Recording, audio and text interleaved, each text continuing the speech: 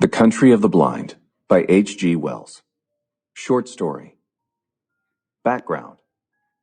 The Country of the Blind was published in 1904 and became one of H.G. Wells' best-known short stories. It is one of a number of popular science fiction stories from the early 1900s that feature a community of people cut off from the outside world. These stories describe extraordinary societies with unique qualities, and the main characters are often outsiders exploring these new worlds. About the author. H.G. Wells, born 1866, died 1946, was an English novelist, journalist, sociologist, and historian. One of the founding writers of science fiction, Wells is remembered for such influential works as The Time Machine, The War of the Worlds, and The First Men in the Moon. His ideas helped shape popular conceptions of science and the colonization of space. The Country of the Blind by H.G. Wells. 300 miles and more from Chimborazo, 100 from the snows of Cotopaxi, in the wildest wastes of Ecuador's Andes, there lies that mysterious mountain valley cut off from the world of men, the Country of the Blind. Long years ago, that valley lay so far open to the world that men might come at last through frightful gorges and over an icy pass into its equable meadows. And thither indeed men came, a family or so of Peruvians fleeing from the lust and tyranny of an evil Spanish ruler. Then came the stupendous outbreak of Mendobamba,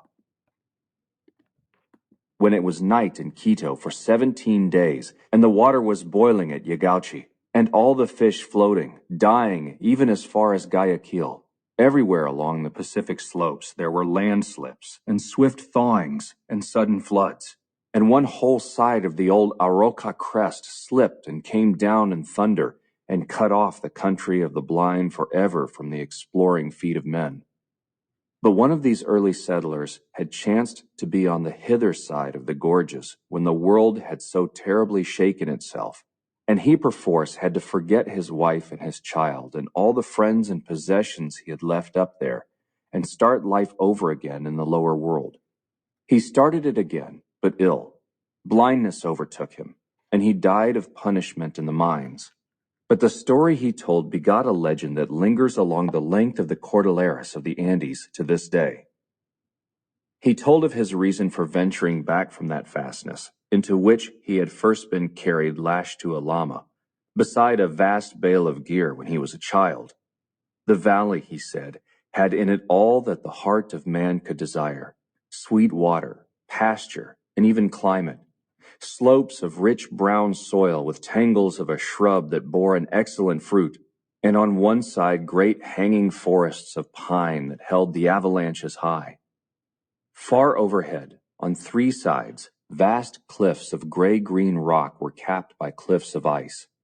But the glacier stream came not to them, but flowed away by the farther slopes, and only now and then huge ice masses fell on the valley side. In this valley it neither rained nor snowed, but the abundant springs gave a rich green pasture. That irrigation would spread over all the valley space. The settlers did well indeed there. Their beasts did well and multiplied, and but one thing marred their happiness. Yet it was enough to mar it greatly. A strange disease had come upon them, and had made all the children born to them there, and indeed several older children also, blind. It was to seek some charm or antidote against this plague of blindness that he had with fatigue and danger and difficulty returned down the gorge. In those days, in such cases, men did not think of germs and infections, but of sins, and it seemed to him that the reason of this affliction must lie in the negligence of these priestless immigrants to set up a shrine so soon as they entered the valley.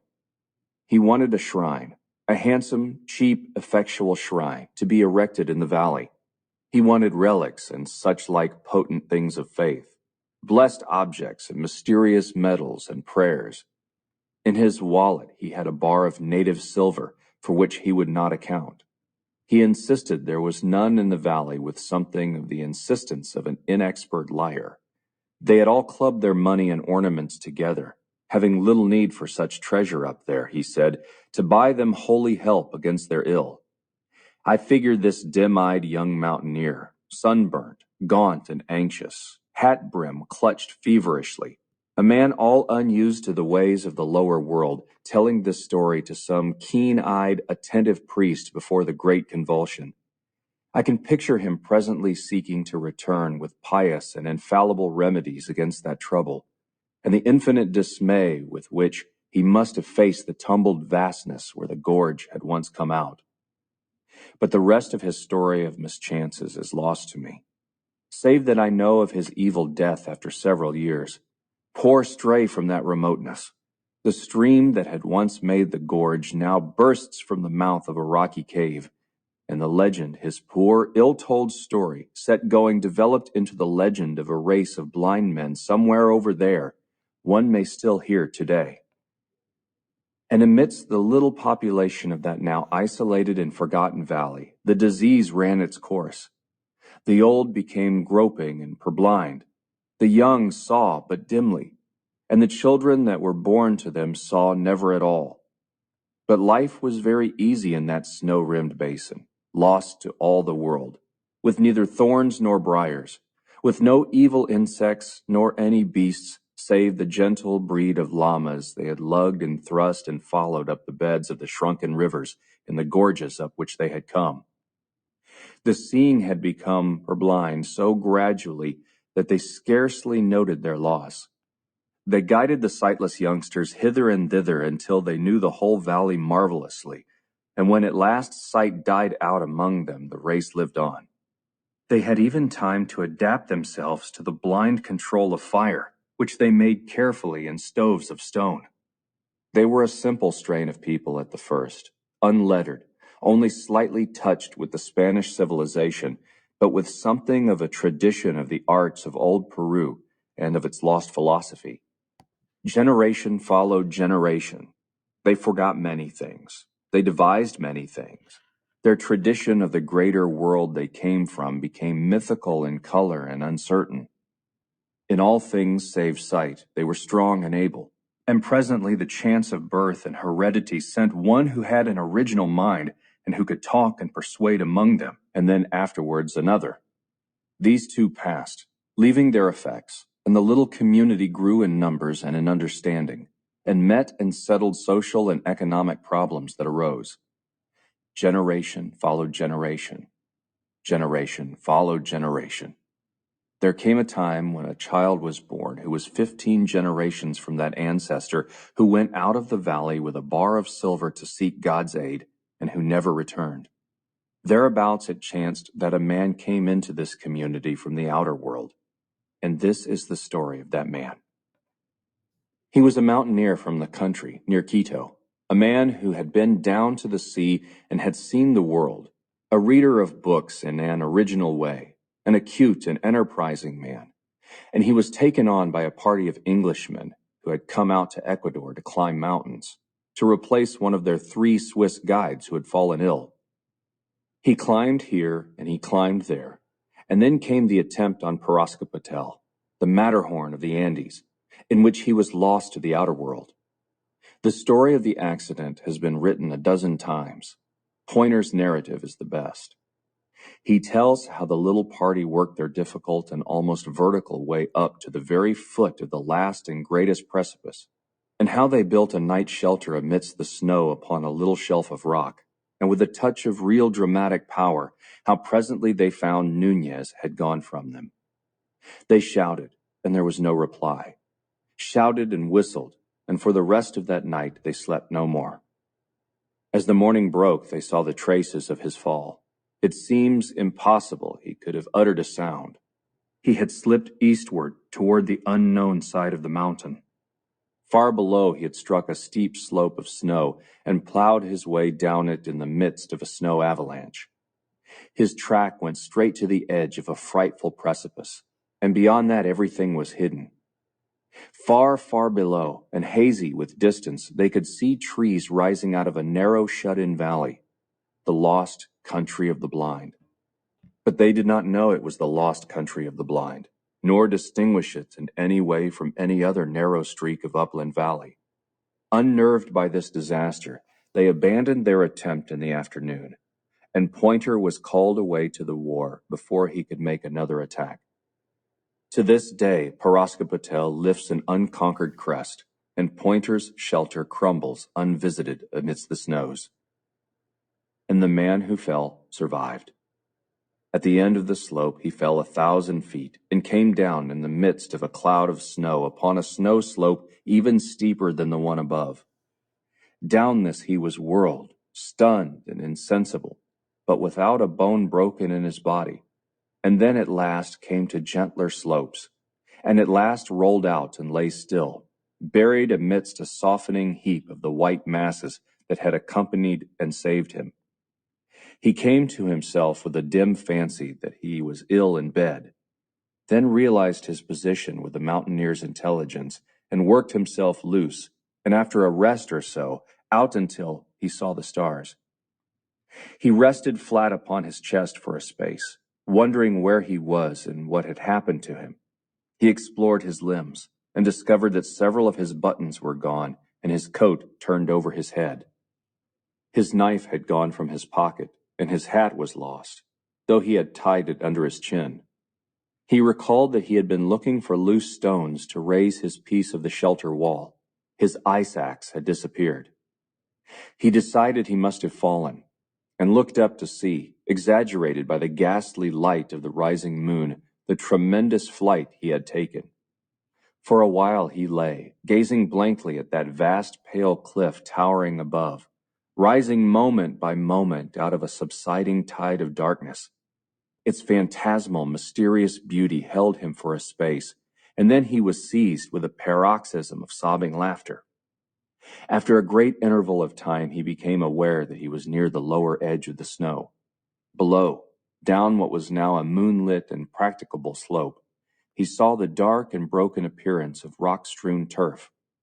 He struggled to his feet, aching in every joint and limb, got down painfully from the heaped loose snow about him, went downward until he was on the turf, and there dropped rather than lay beside a boulder, drank deep from the flask in his inner pocket, and instantly fell asleep.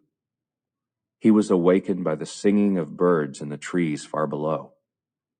He sat up and perceived he was on a little alp at the foot of a vast precipice that was grooved by the gully down which he and his snow had come.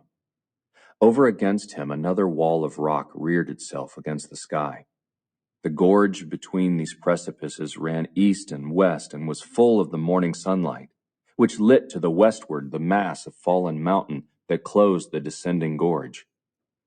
Below him it seemed there was a precipice equally steep, but behind the snow in the gully he found a sort of chimney cleft, dripping with snow water down which a desperate man might venture.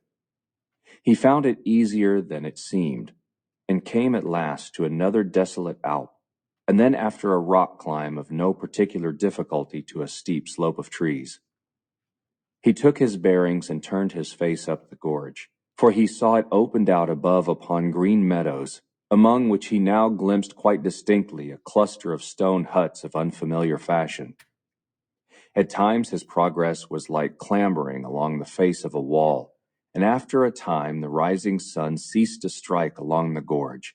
The voices of the singing birds died away, and the air grew cold and dark about him. But the distant valley with its houses was all the brighter for that. He came presently to Talus, and among the rocks he noted, for he was an observant man, an unfamiliar fern that seemed to clutch out of the crevices with intense green hands.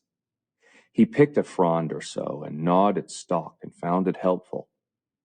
About midday he came at last out of the throat of the gorge into the plain and the sunlight. He was stiff and weary. He sat down in the shadow of a rock, filled up his flask with water from a spring and drank it down, and remained for a time resting before he went on to the houses. They were very strange to his eyes, and indeed the whole aspect of that valley became, as he regarded it, queerer and more unfamiliar. The greater part of its surface was lush green meadow, starred with many beautiful flowers, irrigated with extraordinary care, and bearing evidence of systematic cropping piece by piece. High up and ringing the valley about was a wall, and what appeared to be a circumferential water channel, from which the little trickles of water that fed the meadow plants came. And on the higher slopes above this flocks of llama cropped the scanty herbage. Sheds, apparently shelters or feeding places for the llamas, stood against the boundary wall here and there. The irrigation streams ran together into a main channel down the center of the valley, and this was enclosed on either side by a wall breast high.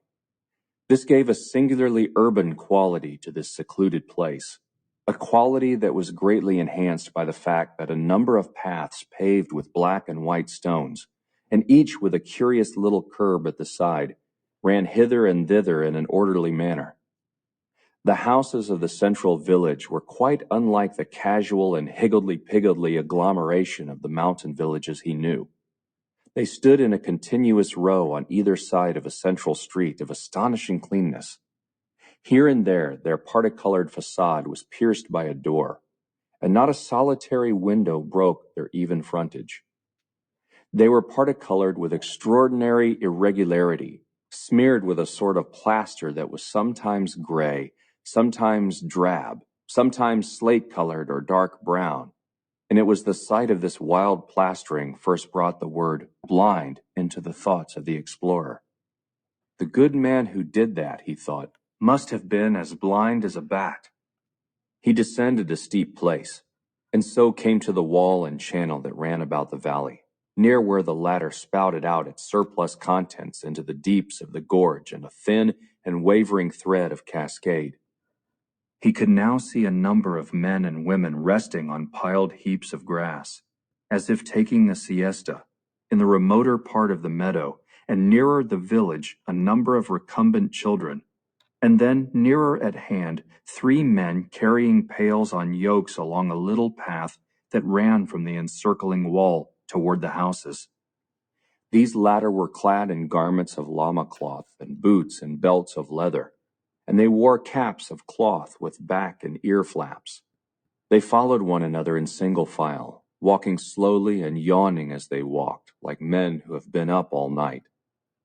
There was something so reassuringly prosperous and respectable in their bearing that after a moment's hesitation, Nunez stood forward as conspicuously as possible upon his rock, and gave vent to a mighty shout that echoed round the valley. The 3 men stopped and moved their heads as though they were looking about them.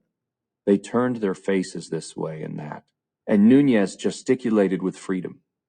But they did not appear to see him for all his gestures, and after a time, directing themselves toward the mountains far away to the right, they shouted as if in answer. Nunez bawled again, and then once more, and as he gestured ineffectually, the word blind came up to the top of his thoughts. The fools must be blind, he said. When at last, after much shouting and wrath, Nunez crossed the stream by a little bridge, came through a gate in the wall and approached them, he was sure that they were blind. He was sure that this was the country of the blind of which the legends told. Conviction had sprung upon him, and a sense of great and rather enviable adventure. The 3 stood side by side, not looking at him, but with their ears directed toward him, judging him by his unfamiliar steps.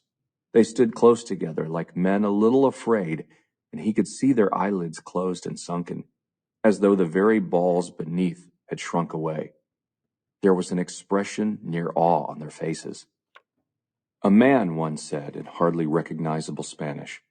A man it is, a man or a spirit coming down from the rocks. But Nunez advanced with the confident steps of a youth who enters upon life. All the old stories of the Lost Valley and the country of the blind had come back to his mind, and through his thoughts ran this old proverb as if it were a refrain. In the country of the blind, the one-eyed man is king. In the country of the blind, the one-eyed man is king, and very civilly he gave them greeting. He talked to them and used his eyes. Where does he come from, Brother Pedro? Asked one. Down out of the rocks. Over the mountains I come, said Nunez, Out of the country beyond there, where men can see, from near Bogota, where there are 100,000 of people and where the city passes out of sight." "Sight?" muttered Pedro. "Sight?"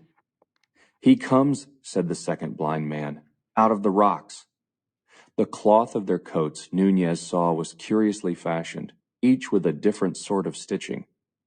They startled him by a simultaneous movement toward him, each with a hand outstretched. He stepped back from the advance of these spread fingers. "Come hither," said the third blind man, following his motion and clutching him neatly. And they held Nunez and felt him over, saying no word further until they had done so. "Carefully," he cried, with a finger in his eye, and found they thought that organ with its fluttering lids a queer thing in him. They went over it again. "A strange creature, Correa," said the one called Pedro. "Feel the coarseness of his hair, like a llama's hair." "Rough he is as the rocks that begot him," said Correa, investigating Nunez's unshaven chin with a soft and slightly moist hand. "Perhaps he will grow finer." Nunez struggled a little under their examination, but they gripped him firm. "Carefully," he said again. "He speaks," said the third man. "Certainly he is a man." "Ugh," said Pedro, at the roughness of his coat. "And you have come into the world?"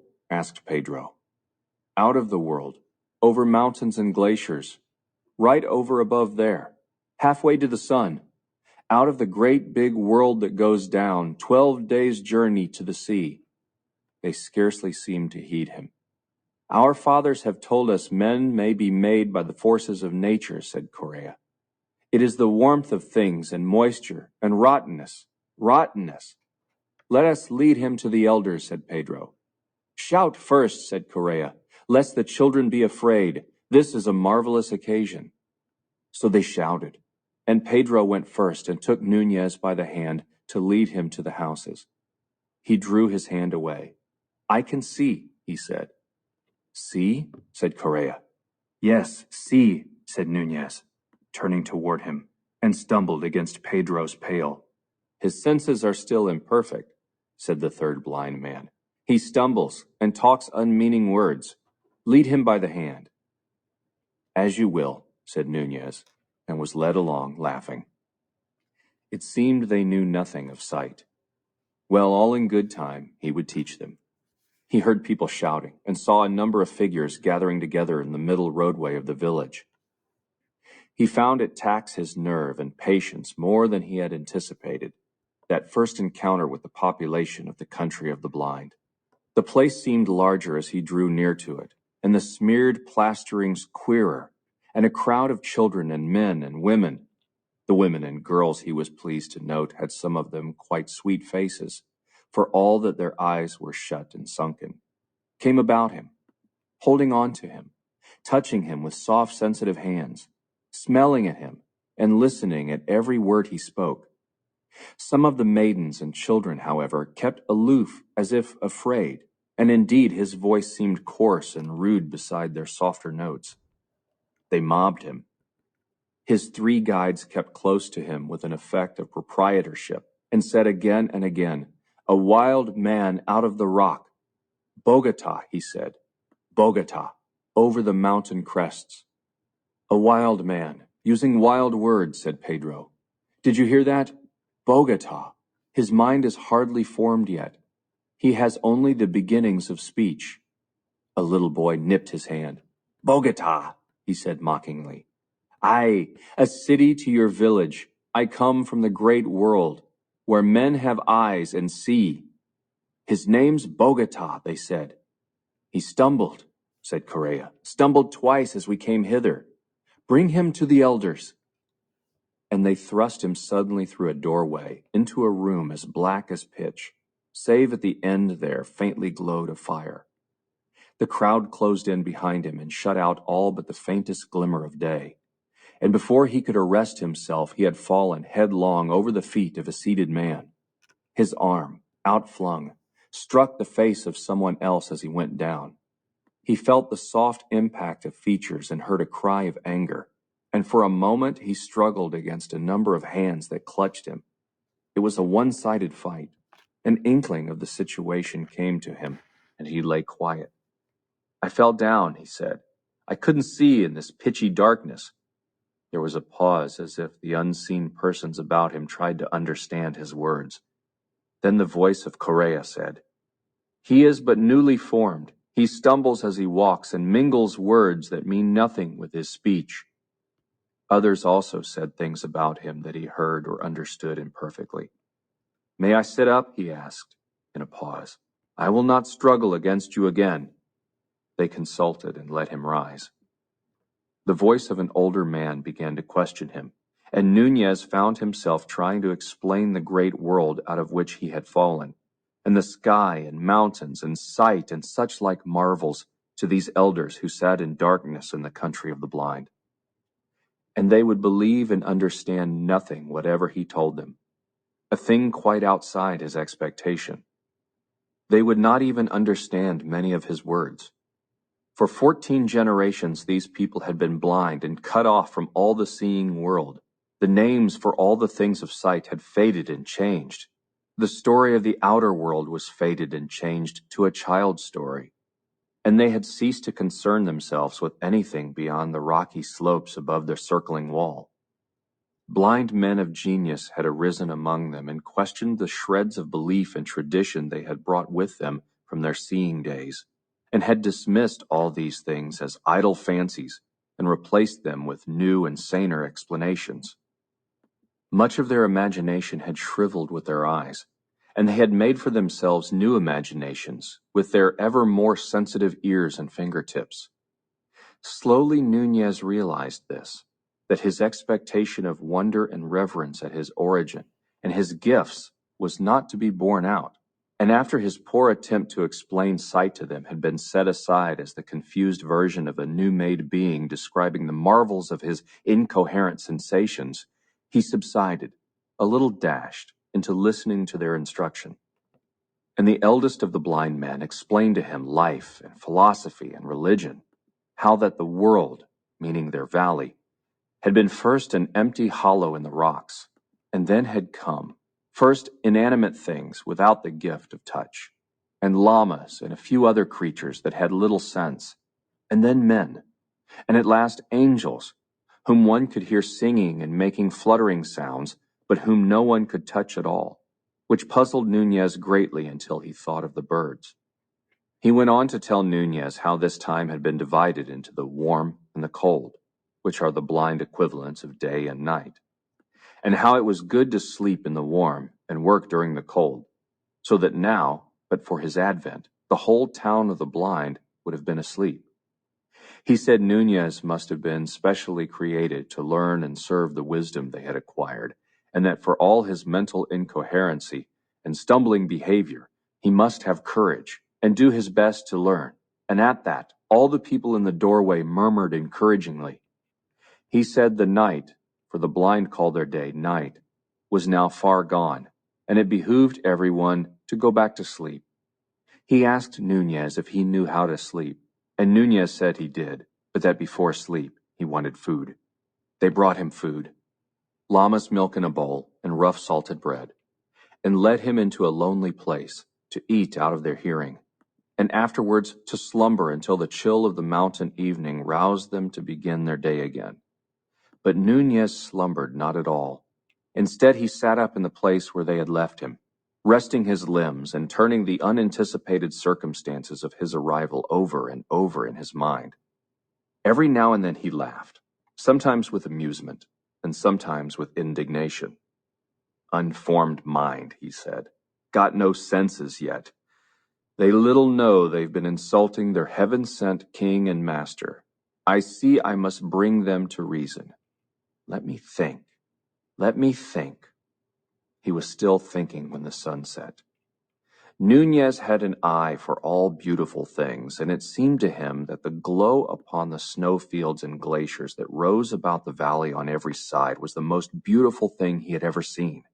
His eyes went from that inaccessible glory to the village and irrigated fields, fast sinking into the twilight, and suddenly a wave of emotion took him, and he thanked God from the bottom of his heart that the power of sight had been given him. He heard a voice calling to him from out of the village. "Yaho there, Bogota! Come hither!" At that he stood up smiling. He would show these people once and for all what sight would do for a man. They would seek him, but not find him. "You move not, Bogota," said the voice. He laughed noiselessly and made 2 stealthy steps aside from the path. "Trample not on the grass, Bogota. That is not allowed." Nunez had scarcely heard the sound he made himself. He stopped, amazed. The owner of the voice came running up the piebald path toward him. He stepped back into the pathway. "Here I am," he said. "Why did you not come when I called you?" said the blind man. "Must you be led like a child? Cannot you hear the path as you walk?" Nunez laughed. "I can see it," he said. "There is no such word as see," said the blind man, after a pause. "Cease this folly and follow the sound of my feet." Nunez followed, a little annoyed. "My time will come," he said. "You'll learn," the blind man answered. "There is much to learn in the world." "Has no one told you? In the country of the blind, the one-eyed man is king." "What is blind?" asked the blind man carelessly over his shoulder. 4 days passed, and the 5th found the king of the blind still incognito, as a clumsy and useless stranger among his subjects. It was, he found, much more difficult to proclaim himself than he had supposed, and in the meantime, while he meditated his coup d'etat, he did what he was told and learnt the manners and customs of the country of the blind. He found working and going about at night a particularly irksome thing, and he decided that that should be the first thing he would change. They led a simple, laborious life, these people, with all the elements of virtue and happiness. As these things can be understood by men, they toiled, but not oppressively. They had food and clothing sufficient for their needs. They had days and seasons of rest. They made much of music and singing, and there was love among them, and little children. It was marvelous with what confidence and precision they went about their ordered world. Everything you see had been made to fit their needs. Each of the radiating paths of the valley area had a constant angle to the others, and was distinguished by a special notch upon its curbing.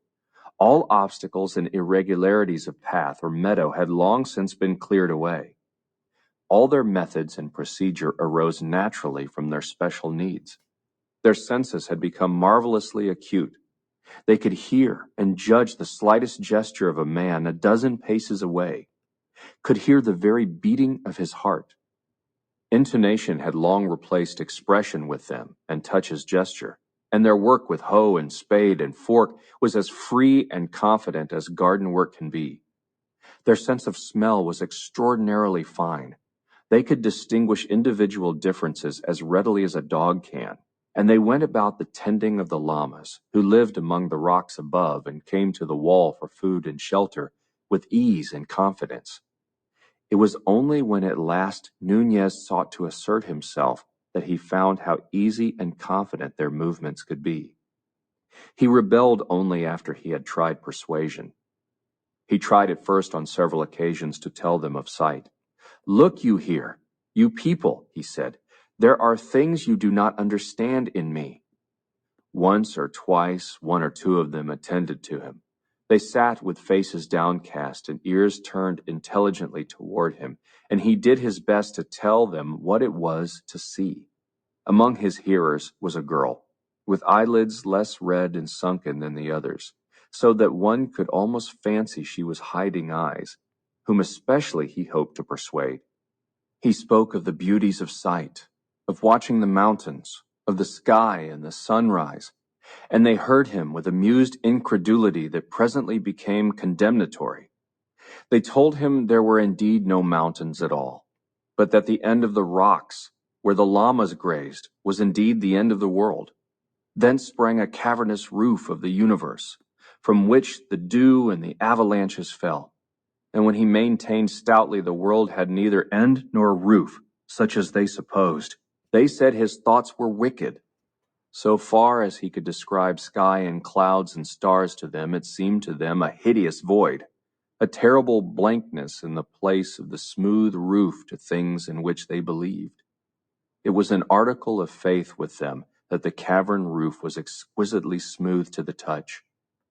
He saw that in some manner he shocked them, and gave up that aspect of the matter altogether, and tried to show them the practical value of sight. One morning he saw Pedro in the path called 17, and coming toward the central houses, but still too far off for hearing or scent, and he told them as much. In a little while, he prophesied, Pedro will be here. An old man remarked that Pedro had no business on path 17, and then, as if in confirmation, that individual, as he drew near, turned and went transversely into path 10, and so back with nimble paces toward the outer wall. They mocked Nunez when Pedro did not arrive, and afterwards when he asked Pedro questions to clear his character, Pedro denied and outfaced him, and was afterwards hostile to him. Then he induced them to let him go a long way up the sloping meadows toward the wall with one complacent individual, and to him he promised to describe all that happened among the houses. He noted certain goings and comings, but the things that really seemed to signify to these people happened inside of or behind the windowless houses, the only things they took note of to test him by. And of these he could see or tell nothing, and it was after the failure of this attempt and the ridicule they could not repress that he resorted to force. He thought of seizing a spade and suddenly smiting one or two of them to earth, and so in fair combat showing the advantage of eyes. He went so far with that resolution as to seize his spade, and then he discovered a new thing about himself, and that was that it was impossible for him to hit a blind man in cold blood. He hesitated, and found them all aware that he had snatched up the spade. They stood alert, with their heads on one side, and bent ears toward him for what he would do next. Put that spade down, said one, and he felt a sort of helpless horror. He came near obedience. Then he thrust one backwards against a house wall, and fled past him and out of the village. He went athwart one of their meadows, leaving a track of trampled grass behind his feet, and presently sat down by the side of one of their ways. He felt something of the buoyancy that comes to all men in the beginning of a fight, but more perplexity. He began to realize that you cannot even fight happily with creatures who stand upon a different mental basis to yourself. Far away he saw a number of men carrying spades and sticks come out of the street of houses, and advance in a spreading line along the several paths toward him. They advanced slowly, speaking frequently to one another, and ever and again the whole cordon would halt and sniff the air and listen. The first time they did this, Nunez laughed, but afterwards he did not laugh. One struck his trail in the meadow grass and came stooping and feeling his way along it. For 5 minutes he watched the slow extension of the cordon, and then his vague disposition to do something forthwith became frantic. He stood up, went a pace or so toward the circumferential wall, turned and went back a little way. There they all stood in a crescent, still and listening. He also stood still, gripping his spade very tightly in both hands. Should he charge them? The pulse in his ears ran into the rhythm of, "In the country of the blind, the one-eyed man is king." Should he charge them? He looked back at the high and unclimbable wall behind, unclimbable because of its smooth plastering, but withal pierced with many little doors, and at the approaching line of seekers. Behind these others were now coming out of the street of houses. Should he charge them? "Bogota," called one. "Bogota, where are you?"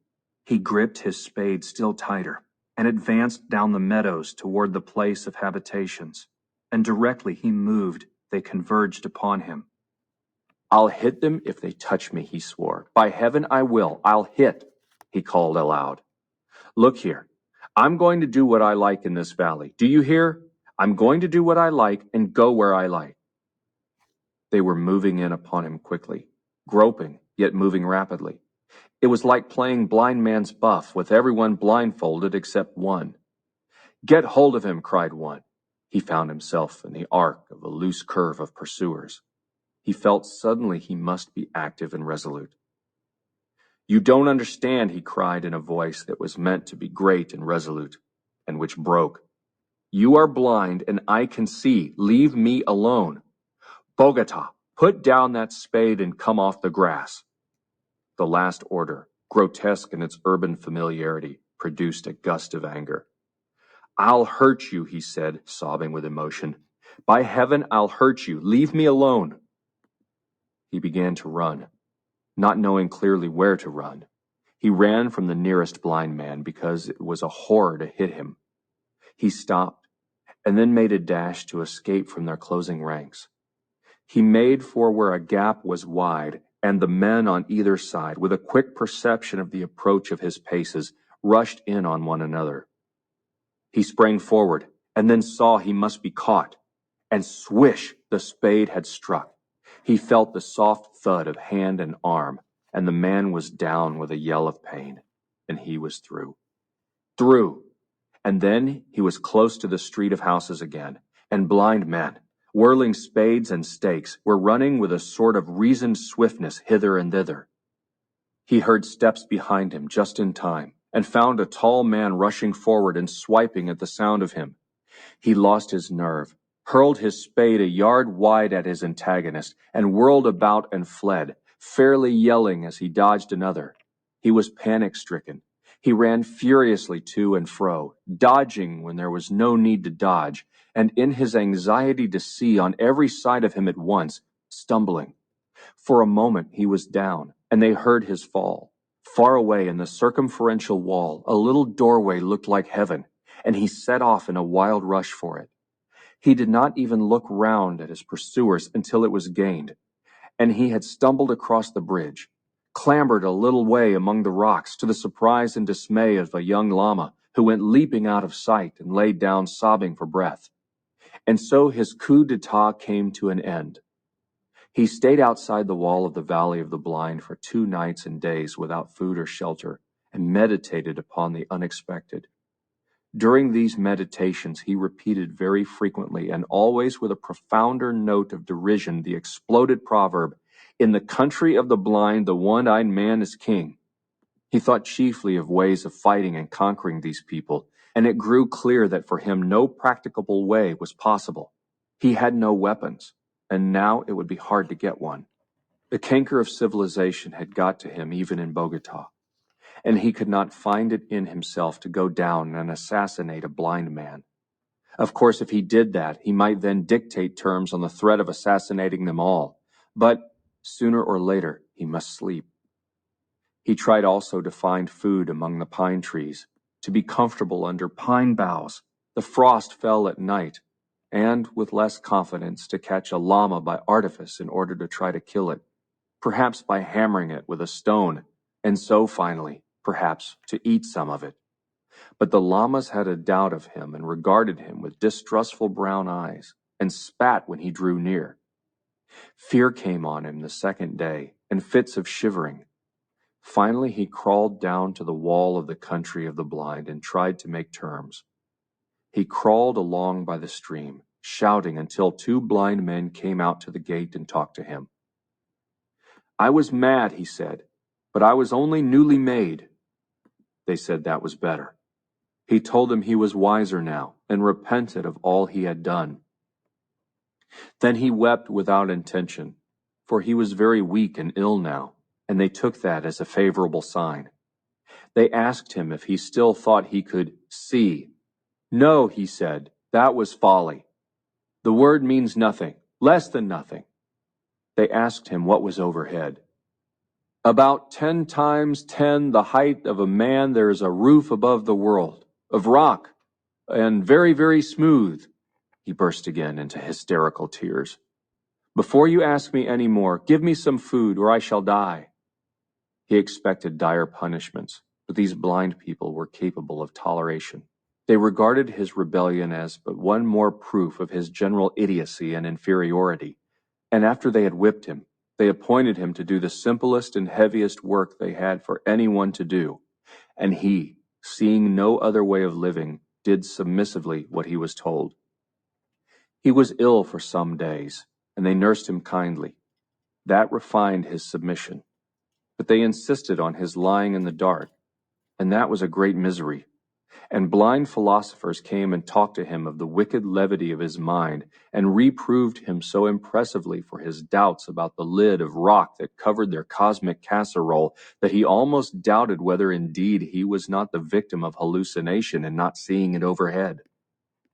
So Nunez became a citizen of the country of the blind, and these people ceased to be a generalized people and became individualities and familiar to him, while the world beyond the mountains became more and more remote and unreal. There was Jacob, his master, a kindly man when not annoyed. There was Pedro, Jacob's nephew, and there was Medina Sarote, who was the youngest daughter of Jacob. She was little esteemed in the world of the blind, because she had a clear-cut face, and lacked that satisfying, glossy smoothness that is the blind man's ideal of feminine beauty. But Nunez thought her beautiful at first, and presently the most beautiful thing in the whole creation.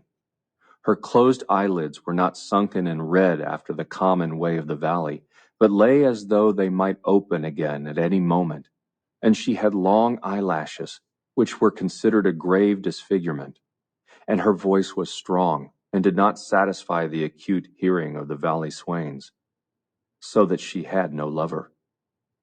There came a time when Nunez thought that, could he win her, he would be resigned to live in the valley for all the rest of his days. He watched her. He sought opportunities of doing her little services, and presently he found that she observed him. Once at a rest day gathering they sat side by side in the dim starlight, and the music was sweet. His hand came upon hers, and he dared to clasp it. Then very tenderly she returned his pressure, and one day as they were at their meal in the darkness, he felt her hand very softly seeking him. And as it chanced, the fire leapt then, and he saw the tenderness of her face. He sought to speak to her. He went to her one day when she was sitting in the summer moonlight spinning. The light made her a thing of silver and mystery. He sat down at her feet and told her he loved her, and told her how beautiful she seemed to him. He had a lover's voice. He spoke with a tender reverence that came near to awe, and she had never before been touched by adoration. She made him no definite answer, but it was clear his words pleased her. After that, he talked to her whenever he could take an opportunity. The valley became the world for him, and the world beyond the mountains where men lived in sunlight seemed no more than a fairy tale he would some day pour into her ears. Very tentatively and timidly, he spoke to her of sight. Sight seemed to her the most poetical of fancies, and she listened to his description of the stars and the mountains and her own sweet white-lit beauty as though it was a guilty indulgence. She did not believe. She could only half understand, but she was mysteriously delighted, and it seemed to him that she completely understood. His love lost its awe and took courage. Presently he was for demanding her of Jacob and the elders in marriage, but she became fearful and delayed. And it was one of her elder sisters who first told Jacob that Medina Sarote and Nunez were in love. There was from the first very great opposition to the marriage of Nunez and Medina Sarote, not so much because they valued her, as because they held him as a being apart, an idiot, incompetent thing below the permissible level of a man. Her sisters opposed it bitterly, as bringing discredit on them all, and old Jacob, though he had formed a sort of liking for his clumsy, obedient serf, shook his head and said the thing could not be. The young men were all angry at the idea of corrupting the race, and one went so far as to revile and strike Nunez. He struck back. Then for the first time he found an advantage in seeing.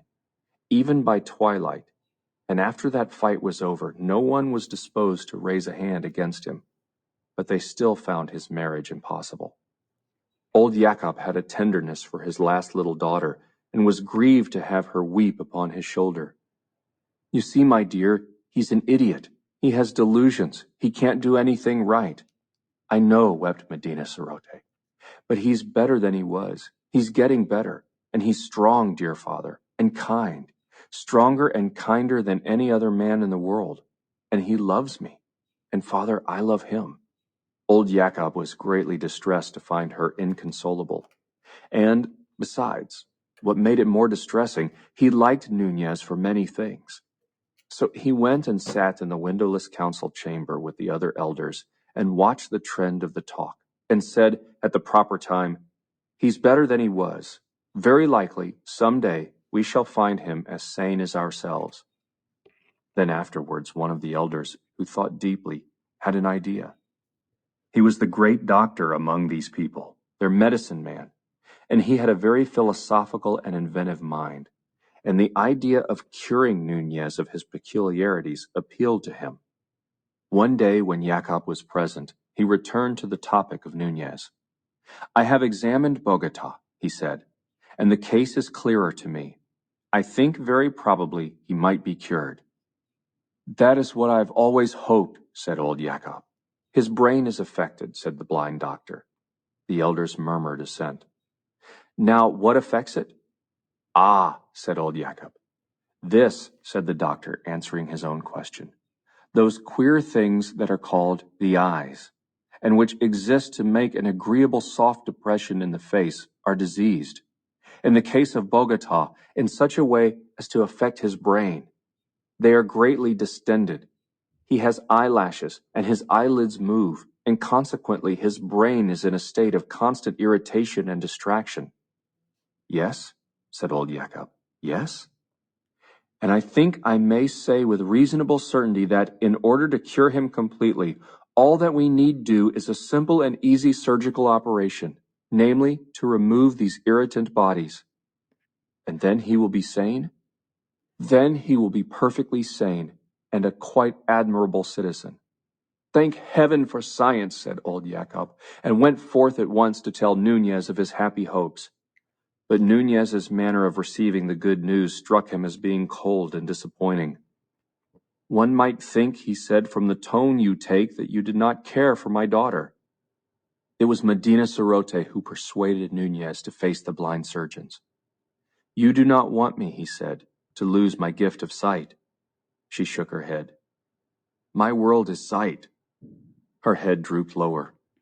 "There are the beautiful things, the beautiful little things, the flowers, the lichens among the rocks, the lightness and softness on a piece of fur, the far sky with its drifting down of clouds, the sunsets and the stars, and there is you. For you alone it is good to have sight, to see your sweet, serene face, your kindly lips, your dear, beautiful hands folded together. It is these eyes of mine you won, these eyes that hold me to you, that these idiots seek. Instead, I must touch you, hear you, and never see you again. I must come under that roof of rock and stone and darkness, that horrible roof under which your imagination stoops. No, you would not have me do that?" A disagreeable doubt had arisen in him. He stopped and left the thing a question. "I wish," she said, "sometimes—" She paused. "Yes," said he, a little apprehensively. "I wish sometimes you would not talk like that." "Like what?" "I know it's pretty. It's your imagination. I love it, but now—" He felt cold. "Now?" he said faintly. She sat quite still. "You mean, you think I should be better perhaps?" He was realizing things very swiftly. He felt anger, indeed anger at the dull course of fate, but also sympathy for her lack of understanding, a sympathy near akin to pity. "Dear," he said, and he could see by her whiteness how intensely her spirit pressed against the things she could not say. He put his arms about her. He kissed her ear, and they sat for a time in silence. "If I were to consent to this," he said at last, in a voice that was very gentle. She flung her arms about him, weeping wildly. "Oh, if you would," she sobbed. "If only you would!" For a week before the operation that was to raise him from his servitude and inferiority to the level of a blind citizen, Nunez knew nothing of sleep. And all through the warm sunlit hours, while the others slumbered happily, he sat brooding or wandered aimlessly, trying to bring his mind to bear on his dilemma. He had given his answer. He had given his consent. And still he was not sure. And at last work time was over. The sun rose in splendor over the golden crests, and his last day of vision began for him. He had a few minutes with Medina Sarote before she went apart to sleep. "Tomorrow," he said, "I shall see no more." "Dear heart," she answered and pressed his hands with all her strength. "They will hurt you but little," she said, "and you are going through this pain. You are going through it, dear lover, for me. Dear, if a woman's heart and life can do it, I will repay you. My dearest one, my dearest, with a tender voice, I will repay." He was drenched in pity for himself and her. He held her in his arms and pressed his lips to hers and looked on her sweet face for the last time. "Goodbye," he whispered at that dear sight. "Goodbye." And then in silence, he turned away from her. She could hear his slow retreating footsteps, and something in the rhythm of them threw her into a passion of weeping. He had fully meant to go to a lonely place where the meadows were beautiful with white narcissus, and there remain until the hour of his sacrifice should come. But as he went, he lifted up his eyes and saw the morning like an angel in golden armor, marching down the steeps. It seemed to him that before this splendor he, and this blind world in the valley, and his love, and all, were no more than a pit of sin. He did not turn aside as he had meant to do, but went on, and passed through the wall of the circumference, and out upon the rocks, and his eyes were always upon the sunlit ice and snow. He saw their infinite beauty, and his imagination soared over them to the things beyond he was now to resign forever. He thought of that great free world he was parted from, the world that was his own, and he had a vision of those further slopes, distance beyond distance, with Bogota, a place of multitudinous stirring beauty, a glory by day, a luminous mystery by night, a place of palaces and fountains and statues and white houses lying beautifully in the middle distance. He thought how for a day or so one might come down through passes, drawing ever nearer and nearer to its busy streets and ways. He thought of the river journey, day by day from great Bogota to the still vaster world beyond, through towns and villages, forest and desert places, the rushing river day by day until its banks receded and the big steamers came splashing by. And one had reached the sea, the limitless sea, with its thousand islands, its thousands of islands, and its ships seen dimly far away in their incessant journeyings round and about that greater world. And there, unpent by mountains, one saw the sky, not such a disk as one saw it here, but an arch of immeasurable blue, a deep of deeps in which the circling stars were floating. His eyes scrutinized the great curtain of the mountains with a keener inquiry.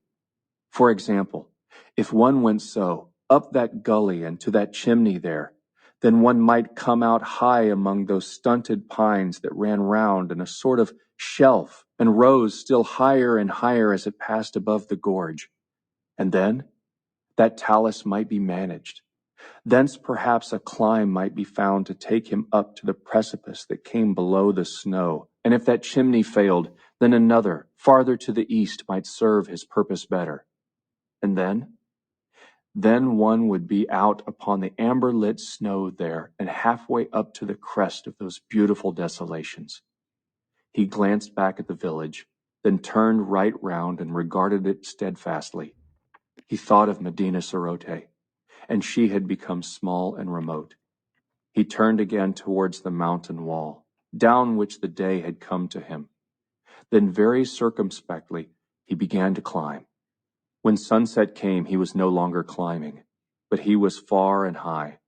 He had been higher, but he was still very high. His clothes were torn. His limbs were blood-stained. He was bruised in many places, but he lay as if he were at his ease, and there was a smile on his face. From where he rested, the valley seemed as if it were in a pit, and nearly a mile below.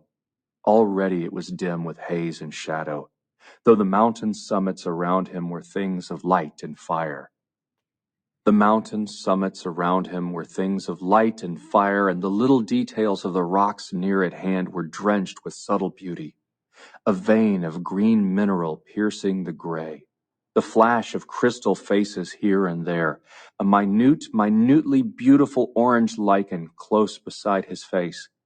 There were deep mysterious shadows in the gorge, blue deepening into purple, and purple into a luminous darkness, and overhead was the illimitable vastness of the sky.